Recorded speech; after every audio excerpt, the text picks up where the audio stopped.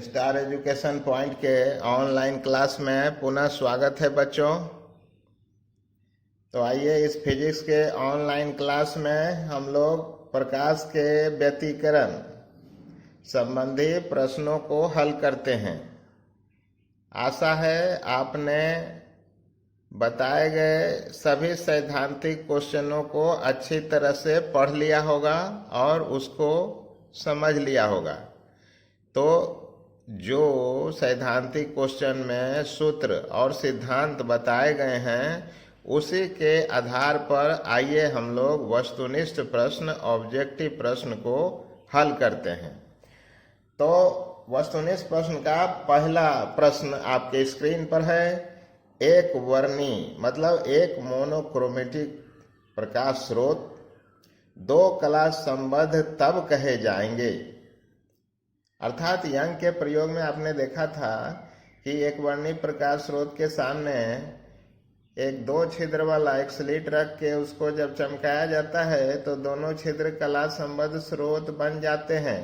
तो कह रहा है कि ये कला संबद्ध स्रोत तब कहलाएंगे जब उनकी तीव्रता समान होगी, मतलब दोनों छिद्रों से उत्सर्जित होने वाली प्रकाश की तीव्रता समान होगी, आयाम समान होगा, कलाएं समान होगी, इनमें से कोई नहीं होगा। तो यदि आपको परिभाषा कला संबद्ध स्रोत का याद है जिसमें हमने आपको बताया था कि कोई भी दो प्रकाश स्रोत कला संबद्ध स्रोत तभी कहलाते हैं जब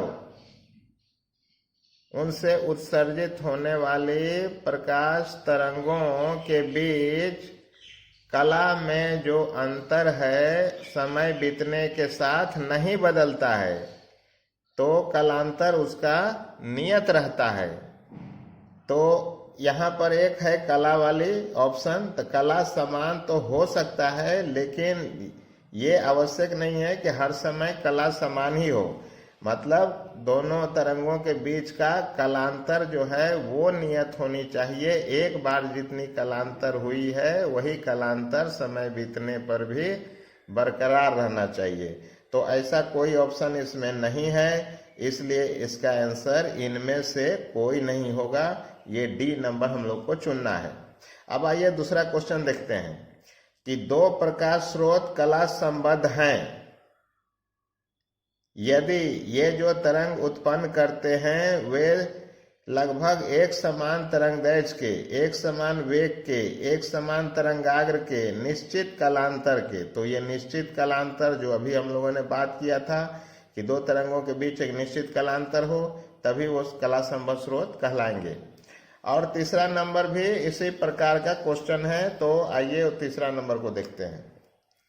दो स्रोतों को कला संबद्ध तब कहा जाता है जब उनके कलांतर में बराबर परिवर्तन हो, नहीं कलांतर नियत रहे। यही वाला ऑप्शन होगा, दूसरा कोई ऑप्शन देखने की भी जरूरत नहीं है। तो वो तीनों प्रश्न एक ही तरह का था।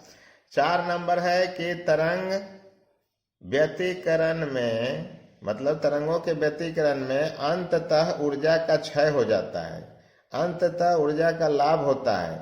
ऊर्जा का न तो लाभ होता है न क्षय होता है, केवल ऊर्जा का पुनर्वितरण होता है, कुछ नहीं कहा जा सकता है। तो बच्चों ऐसा है कि प्रकाश के व्यतिकरण में आपने देखा था कि काला और चमकीला फ्रिंज प्राप्त होता है। तो सवाल है कि काला फ्रिंज जहाँ प्राप्त होता है वहाँ का प्रकाश का विनाश हो गया, अर्थात प्रकाश का ह्रास हो गया क्या? वहाँ का प्रकाश कहाँ चला गया? तो बच्चों वहाँ का प्रकाश चमकीले भाग पर चढ़ जाता है, इसीलिए चमकीला भाग जो है और अधिक चमक जाता है।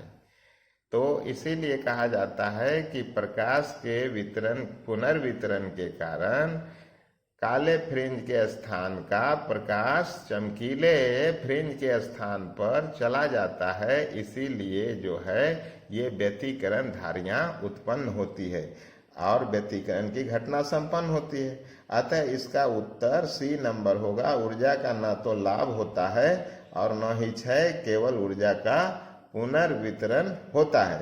तो 4 नंबर आपने समझ लिया है। अब आइए देखते हैं आगे का क्वेश्चन 5 नंबर।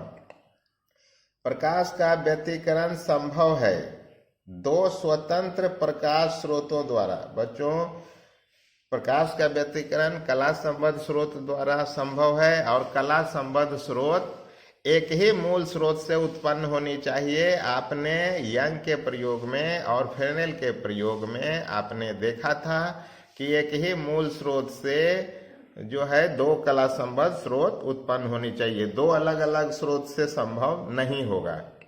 तो दो स्वतंत्र प्रकाश स्रोतों द्वारा, जैसे मोमबत्ती 2 गो जला दें, बल्ब 2 गो जला दें, तो इससे व्यतिकरण नहीं होगा। तो ये ऑप्शन नहीं होगा। केवल एक ही मूल स्रोत से प्राप्त समान तरंगदैर्घ्य के दो तरंगों द्वारा, तो ये संभव होगा। केवल एक ही मूल स्रोत से जो दोनों कला संबद्ध स्रोत होंगे उनके तरंगदैर्घ्य भी आपस में क्या होगा, बराबर बराबर होगा। तो ये 5 नंबर का उत्तर आपका हो गया बी नंबर। और देखिए 6 नंबर जो है, यंग के व्यतिकरण प्रयोग में यदि दो छिद्रों के सामने दो भिन्न सोडियम वेपर लैंप रखे जाएं तो व्यतिकरण फ्रिंज बनेगा क्या? एकदम नहीं बनेगा, क्योंकि यंग के प्रयोग में एक ही रेखा छिद्र से, अर्थात यंग के प्रयोग में एक ही स्रोत से दो रेखा छिद्रों को चमकाकर कला संबद्ध स्रोत बनाई जाती है। तो दो अलग अलग स्रोत से व्यतिकरण संभव नहीं है और इसीलिए दो छिद्र के सामने अलग अलग सोडियम वेपर लैंप जलाइएगा तब नहीं होगा। एक ही सोडियम वेपर लैंप जला के दोनों छिद्रों को यदि चमकाएं तब संभव होगा। तो इसलिए यहाँ पर दो वेपर लैंप का इस्तेमाल किया है, इसीलिए व्यतिकरण फ्रिंजों की प्राप्ति नहीं होगी। तो प्राप्ति होगी नहीं होगी, प्राप्ति होगी, इनमें से अब चुनना पड़ेगा। फिर से पढ़ते हैं। यंग के व्यतिकरण प्रयोग में यदि दो छिद्रों के सामने दो भिन्न सोडियम वेपर लैंप रखे जाएं तो व्यतिकरण फ्रिंजों की प्राप्ति होगी। प्राप्ति, और आगे कुछ नहीं लिखा है, प्राप्ति होगी भी नहीं होगी, इनमें कोई नहीं होगा। तो यहाँ पर लिखना चाहिए था कि प्राप्ति नहीं होगी। तो ये वाला ऑप्शन होगा, प्राप्ति नहीं होगी। आगे देखते हैं। आगे आपके स्क्रीन पर फिर 7 नंबर क्वेश्चन है। अब 7 नंबर क्वेश्चन को ध्यान से देखें। यंग के द्विक स्लिट प्रयोग में रचनात्मक व्यतिकरण अर्थात संपोषी व्यतिकरण उत्पन्न करने के लिए तरंगों के बीच का पथांतर कितना होना चाहिए? तो आपको याद है तरंगों के बीच का पथांतर डेल्टा पी बराबर 2n इंटू लेमडा बाई 2 अर्थात लेमडा बाई 2 का समगुणज होना चाहिए। तो इसमें से ये देखना है कि कौन सा ऑप्शन यहाँ पर होगा। तो यहाँ पर जो है समगुणज 2n इंटू लेमडा बाई 2 को n लेमडा भी लिख सकते हैं, इसलिए पहला ऑप्शन कहता है पथांतर कौन सा नहीं होगा, तो ये तो हो जाएगा, तो ये ऑप्शन नहीं चुनना है।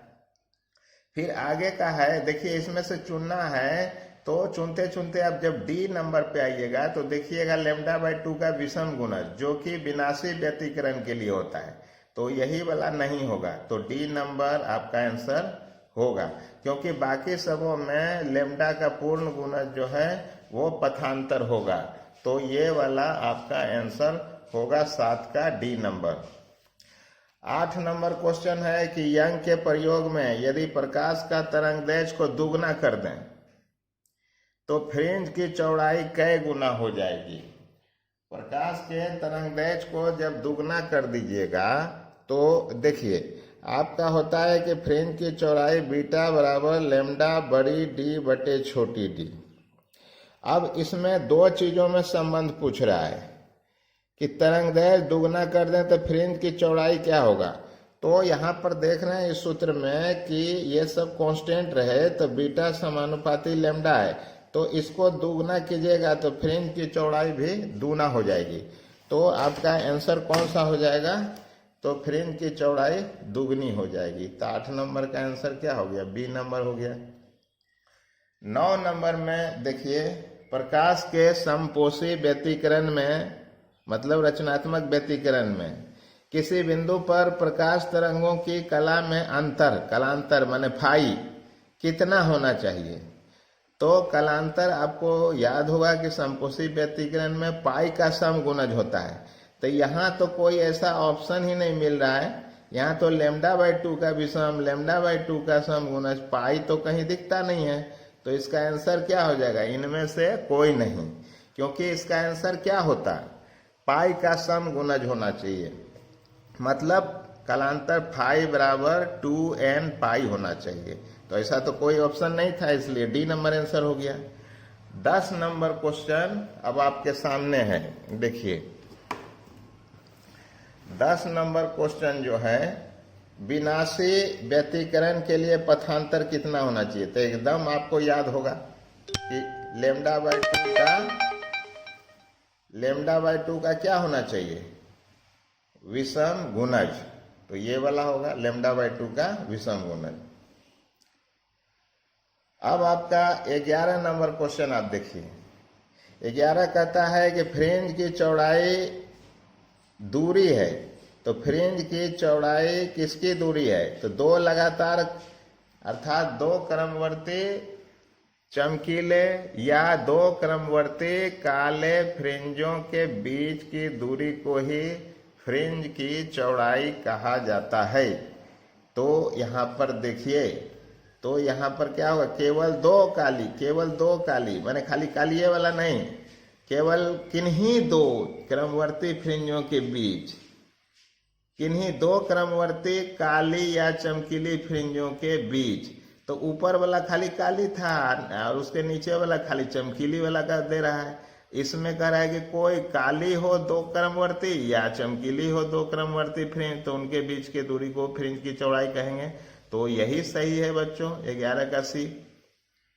आइए 12 नंबर देखते हैं। रचनात्मक व्यतिकरण के लिए माने समपोषी व्यतिकरण के लिए किसी बिंदु पर पहुंचने वाली दो तरंगों के बीच कलांतर क्या होना चाहिए? अभी 4 में से कोई चुनना है। ऐसे तो आपको मालूम है कि कलांतर फाई बराबर 2n पाई होता है, पाई का समगुणज। तो n बराबर 0 1 2 3। तो आइए सबसे पहले n बराबर यदि 0 रखिएगा तो n बराबर 0 रखने पर क्या हो जाएगा? देखिए यहाँ पर फाई बराबर क्या होता है? 2n पाई। n बराबर फाई बराबर 2n पाई। तो n बराबर 0 1 2 ऐसे रखिएगा तो फाई बराबर क्या हो जाएगा? यहाँ पर n के बराबर 0 रखिएगा तो 0 गुना पाई क्या हो जाएगा? पाई 0 हो जाएगा। तो पहला 0 हो गया। 1 रखिएगा तो यहाँ पर 2 पाई होगा, फिर 4 पाई होगा। समगुणज देख रहे आ रहा है। तो इसमें से देखना है कौन वाला आंसर मिलता है ऑप्शन में। तो आइए देखते हैं यहाँ पर देख रहे हैं कि आपका शून्य वाला मिल रहा है। फिर से पढ़ के देख लीजिए। रचनात्मक व्यतिकरण के लिए किसी बिंदु पर पहुंचाने वाले दो तरंगों के बीच कलांतर कितनी होनी चाहिए, मतलब फाई कितना होना चाहिए? तो शून्य वाला होगा, ये वाला आंसर होगा। 13 नंबर देखिए क्वेश्चन है, जब स्रोत और पर्दे के बीच की दूरी बढ़ा दी जाए, स्रोत और पर्दे के बीच की दूरी क्या होता है? बड़ी डी, उसको बढ़ा दी जाए तब फ्रिंज की चौड़ाई क्या हो जाएगी? तो अभी आप देखिए यहाँ पर यही सूत्र होता है, ये जो ऊपर वाला है बीटा बराबर लैम्डा बड़ी डी बाई छोटी डी है, ये है स्रोत और पर्दे के बीच की दूरी। तो बीटा समानुपाती डी है, तो डी को बढ़ा दीजिएगा तो फ्रिंज की चौड़ाई भी क्या होगा? बढ़ जाएगी। तो आंसर क्या हो जाएगा आपको?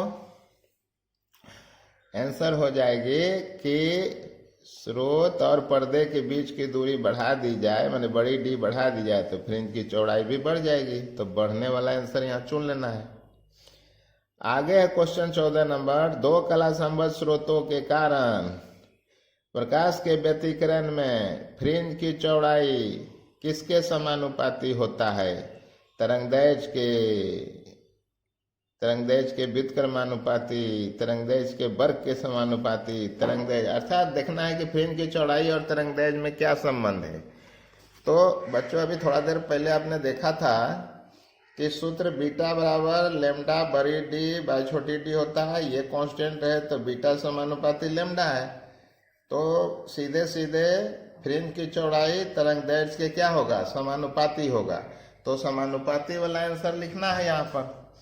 तो यहाँ पर क्या हो जाएगा, तरंग दैर्ध्य के समानुपाती। अब अगला 15 नंबर है, एक पतले फिल्म के रंग का कारण क्या है। तो एक पतला फिल्म जो होता है, जैसे साबुन का देखा होगा आपने बुलबुला, उसका लेयर भी काफी पतला फिल्म होता है। या जल के सतह पर यदि तेल तैर रहा हो तो वो फिल्म भी काफी पतली होती है। जब सूर्य की श्वेत प्रकाश की किरण उस पर पड़ती है तो उसके ऊपरी सतह से कुछ प्रकाश की किरण नेत्र में पहुंचती है और कुछ निचले सतह से परावर्तित होकर नेत्र में पहुंचती है। तो पहले पहुंचने वाला और बाद में दूसरे लेयर से पहुंचने वाला तरंगों के बीच जो पथांतर होता है, इसी पथांतर के कारण नेत्र के रेटिना पर व्यतिकरण रंगीन फ्रिंजें प्राप्त होती है। अब बच्चों, साबुन के घोल में रंग नहीं होता है, वो पूरी तरह पारदर्शी होती है, लेकिन फिर भी जो है उसके लेयर पर जब श्वेत प्रकाश पड़ती है तो उसके ऊपरी और निचली लेयर से प्रकाश के परावर्तित होकर नेत्र तक पहुंचने पर नेत्र के रेटिना पर पथांतर उत्पन्न होता है, जिससे व्यतिकरण की घटना संपन्न होती है और रंगीन फ्रिंजें रेटिना पर उभर के आती है। इसलिए एक पतले फिल्म के रंग का कारण व्यतिकरण होगा। और अगला क्वेश्चन में तो सीधे सीधे सूत्र ही पूछ रहा है। यदि प्रकाश का तरंग दैर्ध्य लैम्डा, स्रोतों के बीच की दूरी d, पर्दा और स्रोत के बीच की दूरी बड़ी D, तो फ्रिंज की चौड़ाई के लिए सूत्र बताइए। तो फ्रिंज की चौड़ाई का सूत्र तो अभी आपने तुरंत देखा ही है। तो फ्रिंज की चौड़ाई का सूत्र बीटा बराबर लैम्डा बड़ी D बाय छोटी d, लैम्डा बड़ी D बाय छोटी d। तो यहाँ भी चुनना है, लैम्डा बड़ी D बाय छोटी d होगा। तो ये C नंबर इसका उत्तर हो जाएगा। अब आगे का प्रश्न थोड़ा सा न्यूमेरिकल टाइप है, आइए उसको देखते हैं।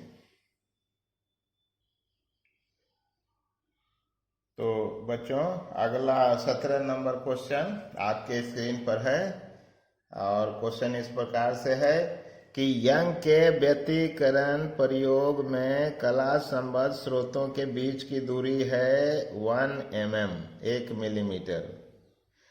तो पहले चित्र देख लेते हैं, यदि आप भूल गए हों तो। आइए देखते हैं। यहाँ पर देखिए, यंग का ये व्यतिकरण प्रयोग का रेखा चित्र है। कला संबद्ध स्रोत S1 S2 है, इनके बीच की दूरी D है और स्रोतों से पर्दे की दूरी बड़ी D है। और ये जो फ्रिंज आप देख रहे हैं, इनकी चौड़ाई आपको बीटा है। तो ये सब आप पिछले थ्योरी में पढ़ चुके हैं। तो सूत्र क्या होता है, बीटा बराबर लैम्डा बड़ी D बाय छोटी d। तो आइए प्रश्न को फिर से देखते हैं। तो प्रश्न आपके सामने है, देखिए। यंग के व्यतिकरण प्रयोग में कला संबद्ध स्रोतों के बीच की दूरी, मतलब छोटी d का मान देखिए यहाँ पर लिखा है 1 mm है, 1 मिलीमीटर। और इनसे प्राप्त फ्रिंजों की चौड़ाई माने बीटा का मान 5 मिलीमीटर है। तो फ्रिंज की चौड़ाई यहाँ पर लिखा है कितना, 5 मिलीमीटर। तो दोनों चीजों को लिख दिया यहाँ पर। अब यहाँ पर कह रहा है कि 20 मिलीमीटर माने दूसरे स्थिति में, पहला प्रयोग इतना दूर था, इसके बाद कह रहा है कि यदि फ्रिंज की चौड़ाई हमको 20 मिलीमीटर पाना हो तो बताइए कि स्रोतों के बीच की दूरी को कितना रखना चाहिए। तो दूसरे स्थिति में फ्रिंज की चौड़ाई को बदल देना है। तो आइए पहले स्थिति के लिए पहले देखते हैं कि क्या लिखना है। तो प्रयोग के प्रारंभ में स्रोतों के बीच की दूरी कितना है, 1 मिलीमीटर, और फ्रिंज की चौड़ाई है 5 मिलीमीटर। तो सूत्र तो आपको यही होता है, बीटा बराबर लैम्डा बड़ी D बाय छोटी d। तो इसमें जो है प्रश्न में बड़ी D और छोटी d की चर्चा नहीं है। ये बड़ी D आप जान रहे हैं, स्रोत से पर्दे की दूरी या कला संबद्ध स्रोत के बीच की दूरी को छोटी d कहते हैं। तो इसकी चर्चा नहीं है। तो इसको यदि कांस्टेंट मान लें, अर्थात लैम्डा और बड़ी D, तरंगदैर्घ्य की चर्चा नहीं है और बड़ी डी की चर्चा नहीं है, छोटी डी की तो चर्चा है ही।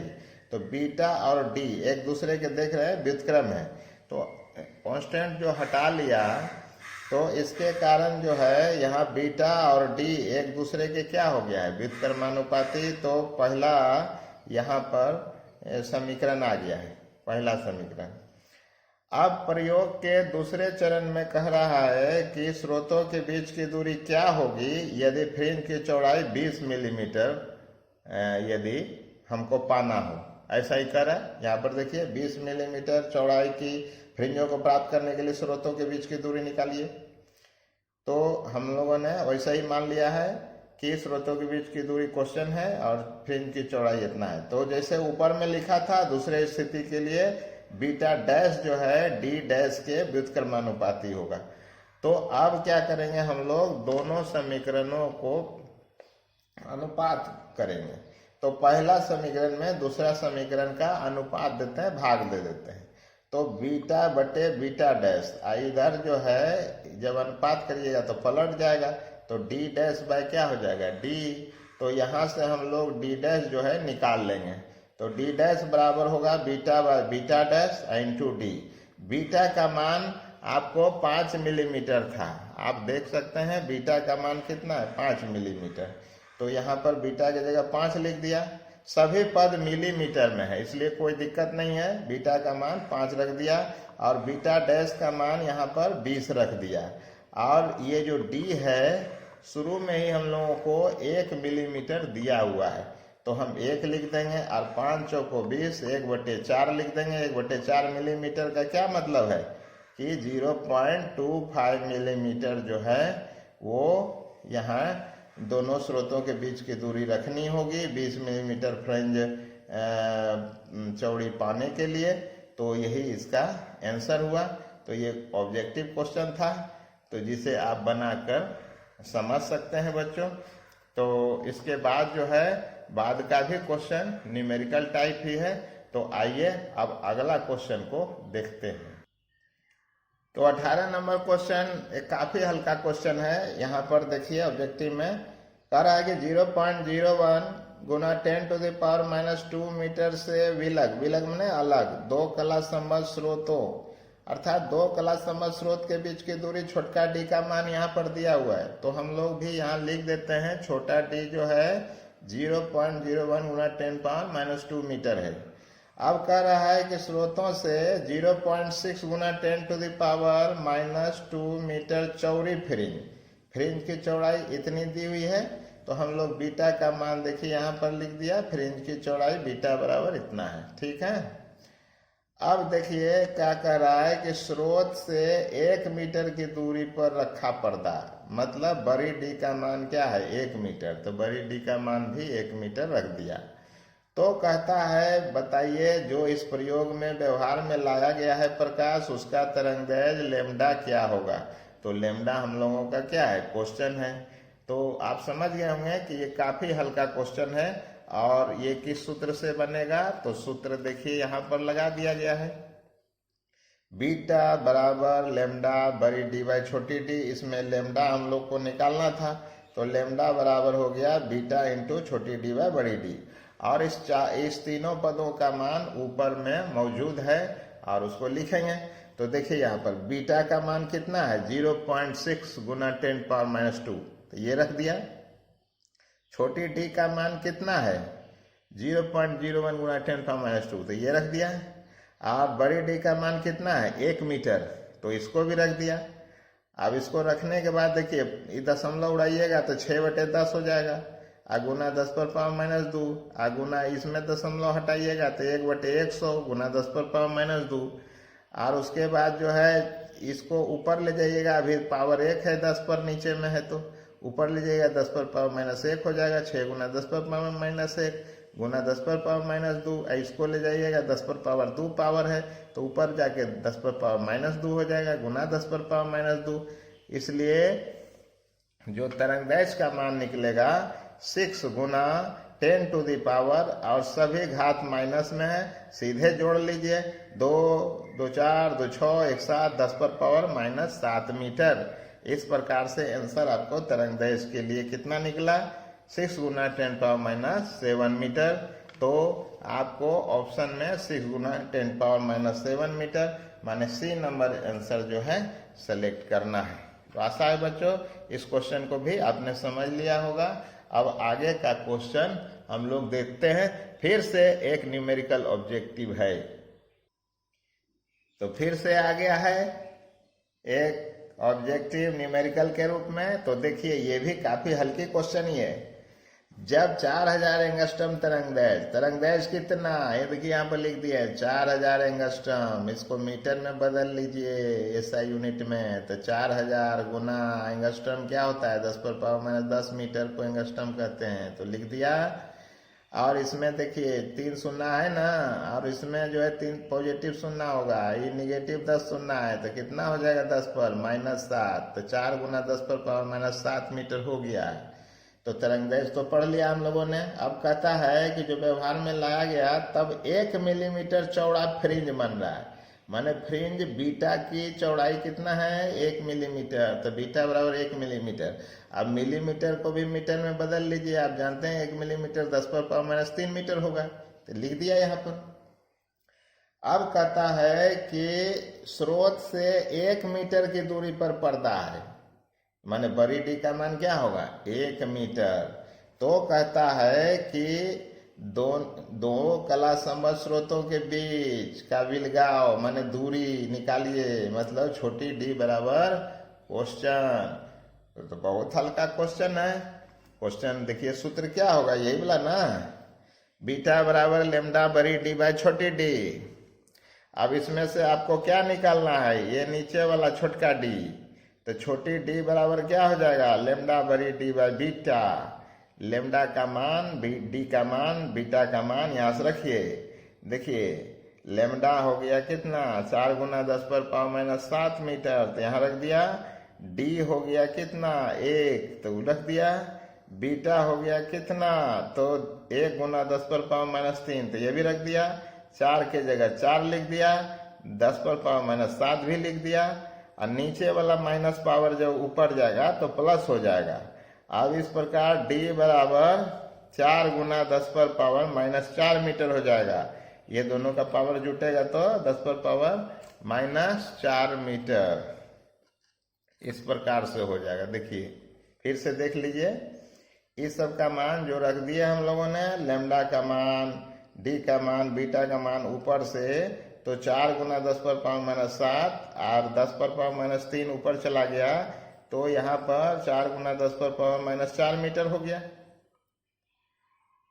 तो ये मीटर अब जो है ऑप्शन में देखिए आंसर दिया है मिलीमीटर में, सब में मिलीमीटर है, इसलिए हम जो मीटर में आंसर निकाले हैं यहाँ पर उसको मिलीमीटर में बदलना होगा। तो उसके लिए 1 मीटर बराबर होता है 10⁻3 मिलीमीटर। तो मीटरवा के जगह रख दिए हम लोग 10⁻3 मिलीमीटर, और ये पहले वाला पद जैसे था वैसे लिख दिया। तो 4 गुना 10⁻⁻1 मिलीमीटर हो जाएगा। और 10⁻⁻1 मतलब क्या होता है, बटा लग जाएगा तो 4/10 मिलीमीटर हो जाएगा। 4 में 10 से भाग दीजिएगा तो 0.4 मिलीमीटर। इस प्रकार आपका स्रोतों के बीच की दूरी कितनी होगी, 0.4 मिलीमीटर। तो आपका आंसर हो जाएगा 0.4 मिलीमीटर। अब इसके बाद जो है 20 नंबर क्वेश्चन है। आइए देखते हैं 20 नंबर क्वेश्चन क्या कहता है। ये क्वेश्चन काफी इम्पोर्टेंट है और ऐसा क्वेश्चन और आगे आने वाला है, और हमने इसीलिए थ्योरी में आपको बताया था।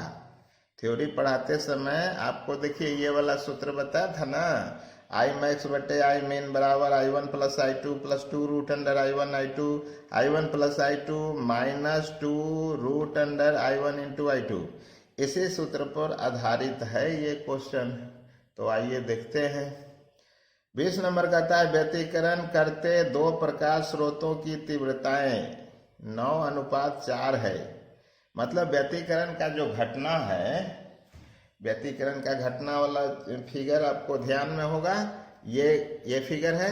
तो इसमें इससे उत्सर्जित होने वाले प्रकाश की तीव्रता कहता है कि I1 है, इसका क्या है I2 है, और दोनों मिल जाए तो क्या हो जाएगा, I हो जाएगा। तो I1 और I2 इस दोनों का अनुपात प्रश्न में दिया हुआ है। देखिए I1 और I2 पहला और दूसरा का अनुपात 9/4। तो देखिए इसकी तीव्रता को यदि I1 मान लें पहला वाला का, दूसरा वाला का I2 मान लें, तो I1/I2 बराबर क्या हो जाएगा 9/4। तो कहता है कि पर्दा पर जब दोनों मिलेगा तरंग तो महत्तम और न्यूनतम तीव्रता का अनुपात निकालिए। अब महत्तम और न्यूनतम तीव्रता का अनुपात का सूत्र ये जो हम लोग थ्योरी में पहले पढ़ चुके हैं उसको लिख देना है, और उसके बाद Imax/Imin बराबर I1 के जगह लिखना है 9, I2 के जगह लिखना है 4। और ऐसा लिख करके इस सूत्र में इसको जब हल कर दीजिएगा तो आपको देखिए क्या आ जाएगा 25/1, और यही आंसर हो जाएगा। इस प्रकार देखिए A नंबर आपका आंसर जो है वो सही हो जाएगा। अब जोड़ घटाव तो बच्चों आप तो खुद ही कर सकते हैं, तो इस सूत्र में केवल I1 I2 का मान रखना है और इसको हल करके देखिए, आपसे निश्चित हल हो जाएगा। तो अब जो है अब 20 नंबर के बाद अब अगला 21 नंबर क्वेश्चन देखते हैं। तो 21 नंबर क्वेश्चन आपके स्क्रीन पर आ गया है। दो कला संबद्ध एक वर्ण प्रकाश पुंज जिनकी तीव्रता का अनुपात 1:4 है। अभी 20 नंबर में जो बनाए थे I1/I2 वैसा ही I1/I2 का मान 1/4 दिया हुआ है। तो हम लोगों ने भी I1/I2 का मान यहाँ पर लिख दिया है कि दिया हुआ है प्रश्न से 1/4। तो पूछ क्या रहा है, तो एक दूसरे पर जब अध्यारोपित होती है तो महत्तम और न्यूनतम तीव्रताओं का अनुपात क्या होगा बता दीजिए। तो Imax/Imin बराबर क्वेश्चन, तो सूत्र तो आपको याद ही है Imax/Imin। तो Imax/Imin बराबर यही सूत्र होता है ना, I1 + I2 + 2 √I1I2 बटे I1 + I2 - 2 √I1I2। अब प्रश्न में जो दिया है I1/I2 का मान 1/4, I1 के जगह 1 रख दीजिए, I2 के जगह 4 रख दीजिए। तो देखिए जहाँ I1 है वहाँ 1 रख दिया, I2 है तो 4 रख दिया। अब फिर उसी प्रकार I1 है तो 1, I2 है तो 4, ऐसे नीचे भी भर दिया। और इसको बच्चों सोल्व कर दीजिए, देखिए 9/1 आ जाएगा आंसर। बहुत आसान है लेकिन काफ़ी इम्पोर्टेंट है, इसलिए इसको याद रखिएगा। और इसका आंसर जो है वो D नंबर हो गया। तो आशा है आपसे जरूर बन जाएगा। तो अब 21 नंबर के बाद अब अगला क्वेश्चन 22 नंबर देखते हैं। 22 नंबर क्वेश्चन इस प्रकार से है, समपोषी व्यतिकरण के लिए तरंगों का पथांतर कितना होना चाहिए। तो बच्चों समपोषी व्यतिकरण के लिए पथांतर आपको याद होगा ΔP बराबर 2n × λ/2, माने λ/2 का समगुणज होता है। यदि 2 यहाँ काट दें तो क्या होगा n लैम्डा का मतलब है लैम्डा का पूर्ण गुणज, लैम्डा का पूर्ण गुणज कहलाएगा। तो आइए देखते हैं ऑप्शन में क्या है। तो यहाँ पर ऑप्शन में है कि समपोषी व्यतिकरण के लिए तरंगों का पथांतर होना चाहिए लैम्डा का पूर्ण गुणज। तो पहला ही ऑप्शन सही हो गया, तो यही चुनना है इसमें, और कोई तो होगा नहीं। अगला क्वेश्चन 23 नंबर है कि निम्नलिखित में कौन सबसे उत्तम एक वर्णी प्रकाश स्रोत है, मतलब एक रंग वाली प्रकाश उत्सर्जित करती है। मोमबत्ती नहीं, ये तो श्वेत प्रकाश उत्सर्जित करती है, इसमें 7 रंग होगा। विद्युत बल्ब भी श्वेत प्रकाश, मरकरी ट्यूब भी श्वेत प्रकाश, लेजर किरण यही होगा, ये लाल रंग की केवल एक रंग वाली प्रकाश उत्सर्जित करती है, इसीलिए इसका आंसर हो जाएगा D नंबर।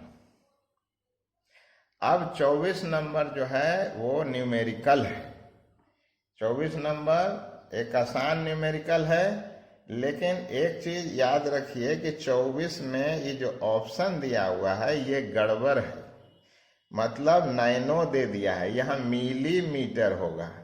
ऐसा ही क्वेश्चन हम लोगों ने ऊपर भी बनाया था 18 नंबर में, 18 नहीं, 19 नंबर में, 19 नंबर में ठीक वैसा ही था, केवल यहाँ 4000 दिया हुआ है और इसमें 6000 दिया हुआ है। तो आंसर तो वहाँ पर है मिलीमीटर में, यहाँ दे दिया है नैनो, तो ये गड़बड़ है। तो आइए इस क्वेश्चन को ठीक करके हम लोग बनाते हैं। तो आइए देखते हैं।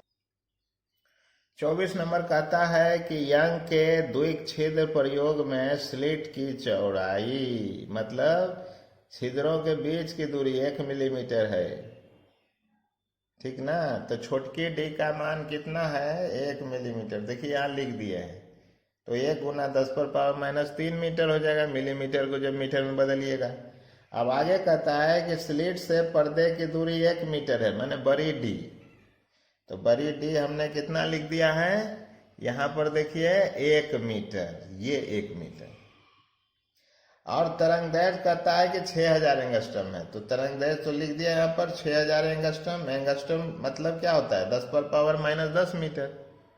अब इसको यदि हल करें तो 3 शून्य इसमें से चला जाएगा, तो देखिए 10⁻3 लिख सकते हैं इसको, और 3 शून्य 10 ये जो माइनस में है इसमें चला जाएगा, तो 10⁻⁻7 मीटर हो जाएगा। तो मीटर में ये भी निकाल लिया, मीटर में इसको भी कर दिया, मीटर में बड़ी डी भी है। अब आसानी से कहता है कि फ्रिंज की चौड़ाई निकालिए। तो फ्रिंज की चौड़ाई मैंने बीटा निकालिए, तो सूत्र तो आपको आता ही है, तो वो सूत्र का इस्तेमाल कीजिए। तो बीटा बराबर लेमडा बड़ी डी बाय छोटी डी। तो लेमडा का मान जो यहाँ पर लिखा है 6 गुना 10⁻⁻7 मीटर, उसको यहाँ उतार लीजिए यहाँ। और फिर बड़ी डी का मान जो यहाँ पर लिखा हुआ है इसको यहाँ लिख दीजिए, बड़ी डी हो गया। अब छोटी डी का मान ये वाला, तो छोटी डी जो यहाँ लिखा हुआ है इसको यहाँ पर लिख दीजिए। तो 6 के जगह 6 लिख दिया, 10⁻⁻7 के जगह 10⁻⁻7 लिख दिया। और नीचे वाला 10⁻⁻3 ऊपर जब जाएगा तो 10⁻3 हो गया। अब इस दोनों के पावर को जोड़िए, तो जैसे ही जोड़िएगा ये 10⁻⁻4 मीटर हो जाएगा। तो 6 गुना 10⁻⁻4। अब मीटर जो आप देख रहे हैं इसको मिलीमीटर में बदल दीजिए, काहे कि आंसर आपको देखा था ना मिलीमीटर में था। तो 1 मीटर बराबर होता है 10⁻3 मिलीमीटर। तो ये बदल दिया हम लोगों ने यहाँ पर इसको मीटर के बदले। तो अब इसको हल कीजिए, -4 और 3 10⁻⁻1 हो जाएगा मिलीमीटर में, और 6 बटे ये 10 हो जाएगा मिलीमीटर में। 6 में 10 से भाग दीजिएगा तो 0.6 मिलीमीटर, यही आंसर हो गया फ्रिंज की चौड़ाई। तो ऊपर में ऑप्शन है जो उसमें क्या भर देना है, 0.6 मिलीमीटर, यही होगा आंसर। तो आइए बच्चों 25 नंबर क्वेश्चन देखते हैं। कहता है कि जब पानी की सतह पर तेल की एक बूंद फैला दी जाती है तब सूर्य के प्रकाश में अनेकों सुंदर वर्ण मतलब रंग दिखाई पड़ते हैं, इसका क्या कारण है। थोड़ी देर पहले आपको बताया था, तेल के जल के सतह पर यदि तेल की बूंद को फैला दें तो जल के सतह पर तेल की एक पतली फिल्म बन जाती है, और सूर्य की प्रकाश जब उस पर पड़ती है तो फिल्म के ऊपरी सतह से कुछ प्रकाश परावर्तित होकर नेत्र के रेटिना तक पहुंचती है, और कुछ फिल्म और जल के बीच के सतह से परावर्तित होकर नेत्र के रेटिना तक पहुंचती है। दोनों तरंग चूंकि आगे पीछे पहुंचता है, इसलिए तरंगों के बीच में पथांतर होने के कारण समपोषी और विनाशी व्यतिकरण होता है, और यही वजह है कि श्वेत प्रकाश से अनेकों सुंदर रंग दिखाई देते हैं। तो इसका आंसर क्या होगा, कौन सी घटना, व्यतिकरण की घटना के कारण ये संभव है। इसको याद रखिएगा, बहुत बहुत मोस्ट इम्पोर्टेंट क्वेश्चन है 25 नंबर बिहार बोर्ड के लिए। तो तेल की मतलब जल के सतह पर तेल का बूंद हो या साबुन का बुलबुला हो, तो उससे जो रंगीन जो है वो छवि दिखाई देती है, उसका मुख्य कारण व्यतिकरण घटना है। अब इसके बाद जो 26 नंबर है एक न्यूमेरिकल है। तो आइए देखते हैं 26 नंबर। कहता है कि यंग के दो रेखा छिद्र वाले प्रयोग में दोनों रेखा छिद्र की चौड़ाई एक समान है, माने दोनों छिद्र जो है एक समान चौड़ा है। आइए चित्र को भी देखकर समझते हैं। तो ये जो यंग का रेखा छिद्र प्रयोग है, इसमें दोनों रेखा छिद्र की चौड़ाई क्या है, एक समान है। एक समान का क्या मतलब है कि इसमें से जो तरंगे निकलेगी और इसमें से जो तरंगे निकलेगी, दोनों का आयाम और उसका जो तीव्रता है दोनों बराबरे होगा। मतलब मान लीजिए कि इससे निकलने वाली प्रकाश की तीव्रता I1 है और इससे निकलने वाली I2 है, तो निश्चित तौर पर I1 और I2 आपस में क्या होगा, बराबर होगा। तो यही कह रहा है यहाँ प्रश्न में। तो यंग के दो रेखा छिद्र वाले प्रयोग में दोनों रेखा छिद्र की चौड़ाई समान है और प्रकाश स्रोत इन रेखा छिद्रों के सापेक्ष सममित रूप से रखा गया है। मतलब प्रकाश स्रोत जो है सामने जो रखा गया है रेखा छिद्र के सामने, एकदम ठीक बीच में बरोबर बरोबर दूरी पर रखा गया है। अब क्या कहता है कि केंद्रीय फ्रिंज पर तीव्रता I0 है। तो बच्चों सेंट्रल फ्रिंज कहाँ बनता है, यहाँ ठीक अक्ष के सामने, और I मैक्सिमम कहते हैं उसको, और उसका मान प्रश्न में क्या दिया है, I0, उसका मान I0 दिया है। कहता है एक रेखा छिद्र को बंद कर दें, माने दो को जो ऊपर नीचे रहता है उसमें से एक को बंद कर दें तो कितनी तीव्रता वहां पर पहुंचेगी, ये क्वेश्चन है। तो आइए देखते हैं इसको कैसे हल कर पाते हैं। यहाँ पर देखिए,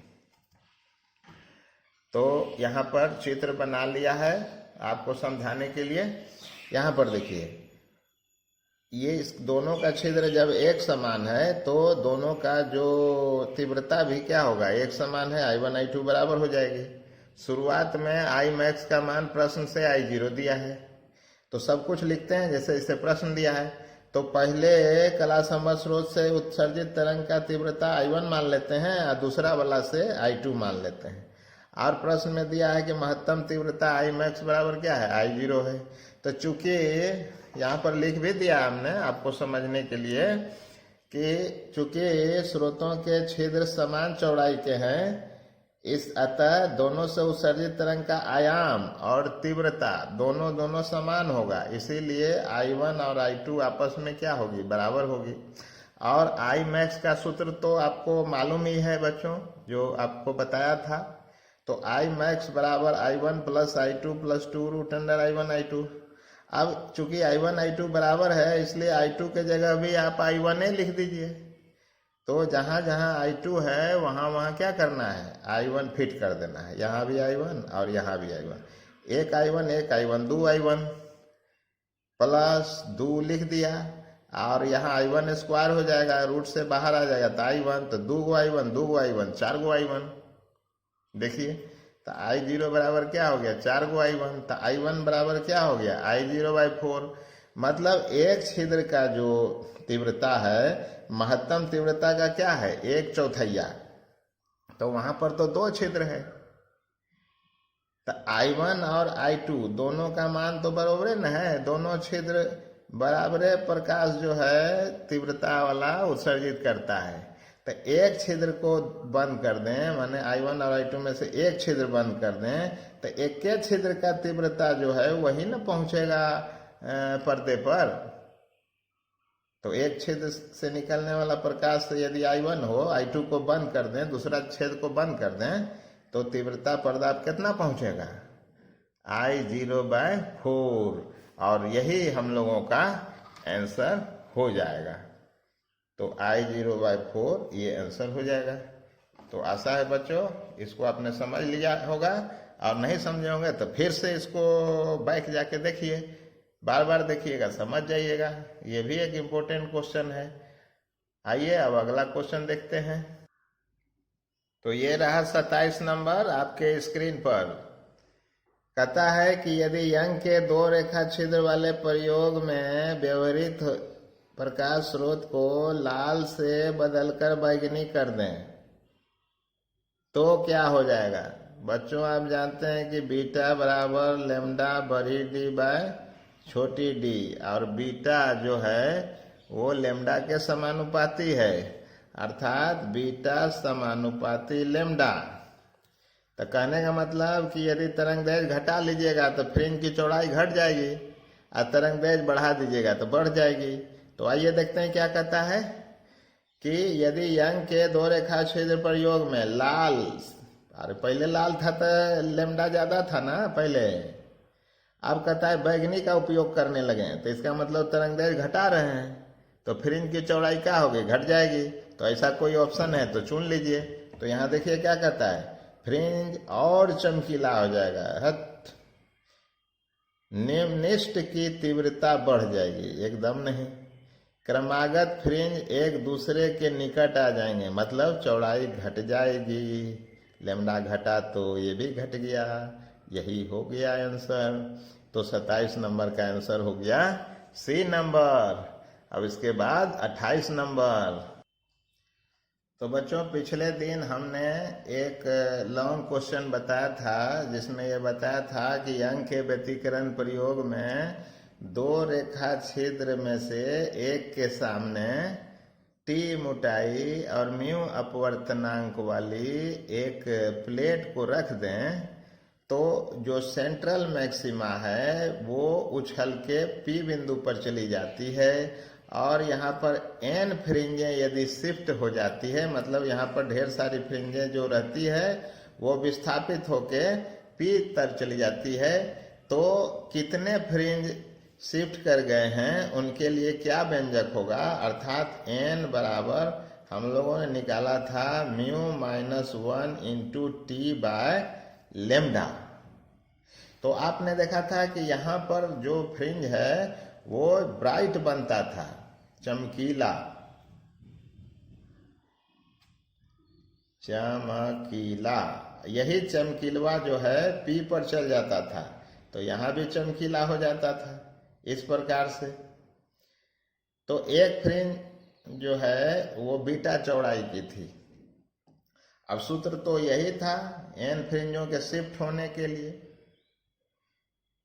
ठीक ना।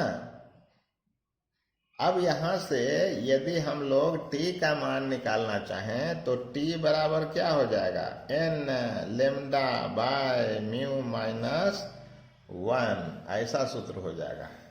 देखिए t बराबर n लेम्डा बाय म्यू -1। तो आइए इसी सूत्र के आधार पर ये 28 नंबर क्वेश्चन आपके स्क्रीन पर है। तो यहां देखिए 28 नंबर कहता है यंग के व्यतिकरण प्रयोग में एक रेखा छिद्र के सामने टी मोटाई और म्यू अपवर्तनांक से बने एक प्लेट को रख दिया जाता है, तो फ्रिंज पैटर्न के केंद्र पर प्रकाश की तीव्रता 0 हो। अरे तरीका, केंद्र पर तो चमकीलवा होता है और 0 हो, तो इसके लिए प्लेट की न्यूनतम मोटाई, कम से कम मोटाई निकाल दीजिए। टी बराबर क्वेश्चन। तो आइए देखते हैं यहाँ पर पहले देखिए, यहाँ पर तो चमकीला था ना, चमकीला फ्रिंज काले में बदल गया, तो इसका मतलब है कि एक चमकीला पहले था और दूसरा चमकीला आ जाता, तो इसका मतलब एक फ्रिंज शिफ्ट करता। लेकिन ये चमकीला के बाद जो काला होता है वो आ गया सामने न्यूनतम रूप से, तो इसका मतलब है कि एक फ्रिंज शिफ्ट नहीं किया। देखिए ये चमकीला है और फिर ये चमकीला है, तो इतना शिफ्ट करता तभी तो एन का मान 1 होता। लेकिन ये चमकीला नहीं करके काला सामने आ गया, तो इसका मतलब आधे फ्रिंज शिफ्ट किया है, इसीलिए जो है एन का मान प्रश्न से आधा होगा इस प्रकार से। इसलिए हम लोगों का t बराबर n के जगह हाफ और लेम्डा बाय क्या हो जाएगा, म्यू -1। तो ऐसा कोई ऑप्शन हो तो उत्तर तो वही होगा। फिर से देख लीजिए ताकि आपको याद रहे, t बराबर लेम्डा बटे 2 गुना म्यू -1।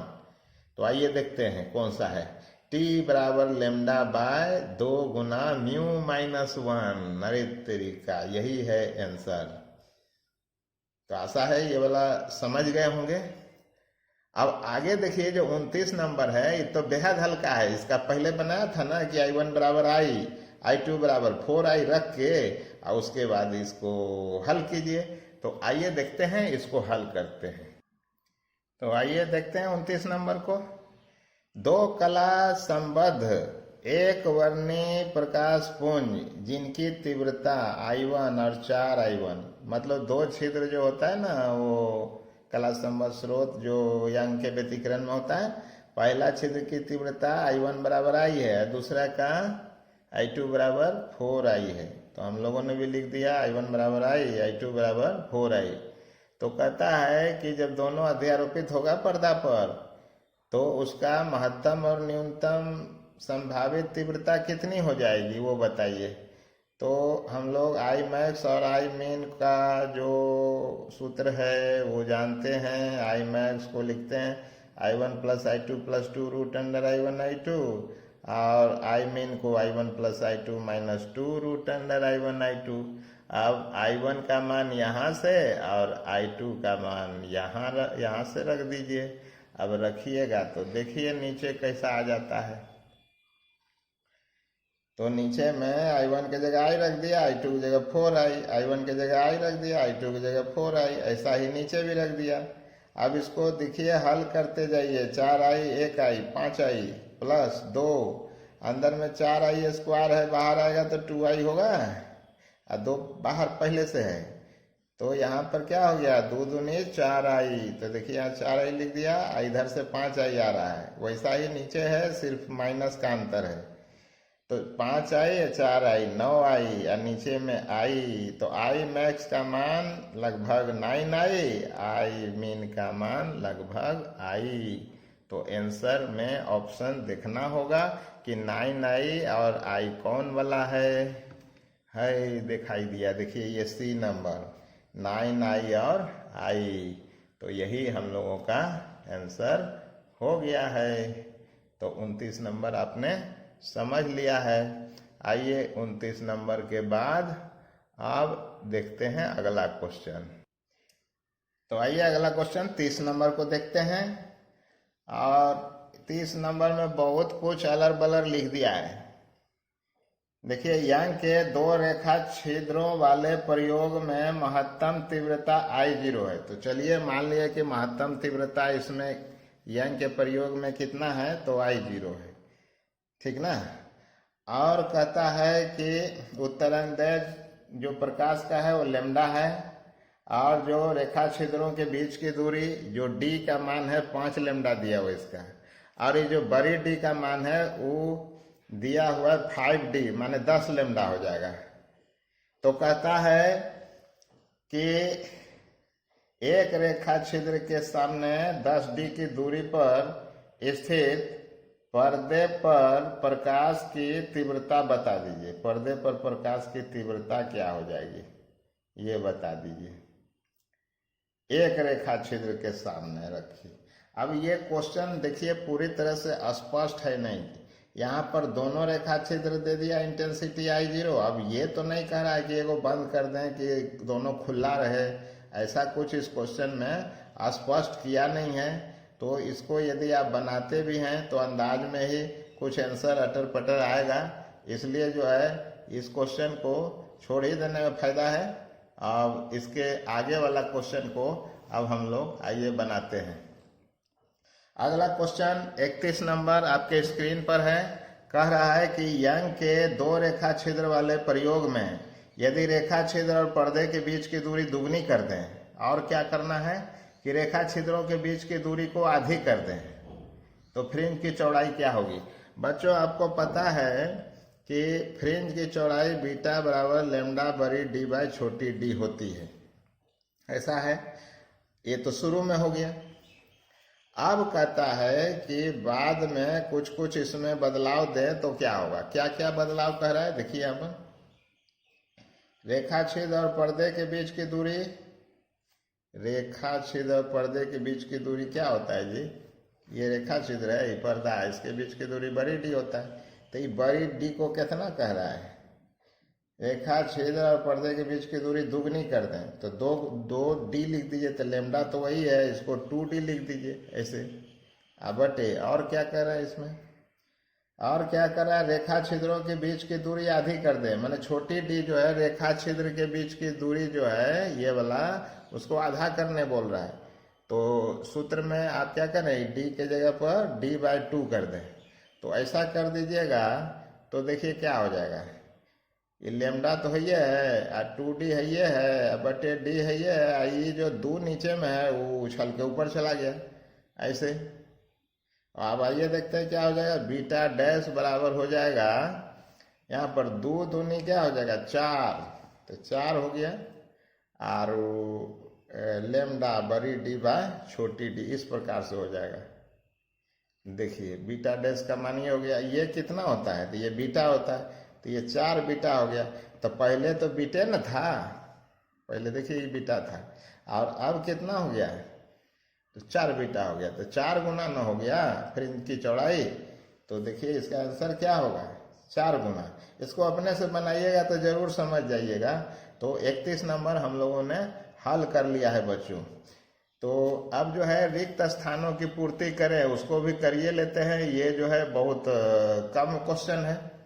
तो कहता है कि कलांतर बराबर 2π/λ गुना क्या होता है। तो ये सूत्र तो सबसे शुरू में बताया था आपको, कलांतर बराबर 2π/λ गुना पथांतर। तो इसमें पथांतर भर देना है। आगे है ऐसी तरंगें जिनके बीच कलांतर समय के साथ नहीं बदलता है, तो कला संबद्ध स्रोत कहेंगे परिभाषा से।